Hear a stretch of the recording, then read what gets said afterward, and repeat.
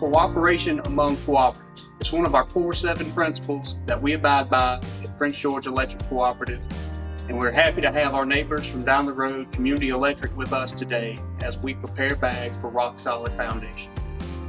Many of our team members from both cooperatives are joining together to pack toiletry bags as gifts so that when folks get the sad news that their child has cancer, it can lessen the impact of such tragic news and provide a little bit of comfort in such a distressful time in their life. We like to do things for our communities and give back. We're member owned, and everything that we do here at the Electric Co-op goes straight back to our communities and our members.